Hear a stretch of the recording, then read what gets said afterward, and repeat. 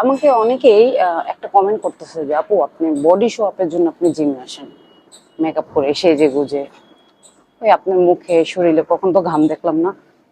First হলো AC ছাড়া থাকে, আর দ্বিতীয়ত হলো আপনার আমার লাইফস্টাইল সম্পর্কে কি জানেন? অনেকেই দেখি বিফোর আফটার এই ধরনের পিক দিয়ে আপলোড দিচ্ছি। আমি একসময় যে কত মোটা ছিলাম এটা আনবো সামনে, এখন না, আরো পরে আনবো।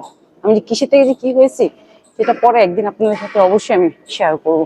আমার ফার্স্টে ওয়েট কত ছিল, দেন আমি ওইখান থেকে এখানে আমার জার্নিটা, আমি স্ট্রাগলটা যে করছি অবশ্যই শেয়ার করবো। কিন্তু এই ধরনের কমেন্ট করবেন না প্লিজ। ভিডিও ভালো না লাগলে না দেখবেন, অ্যাভয়েড করেন, কোনো সমস্যা নেই। বাপরে বাপ,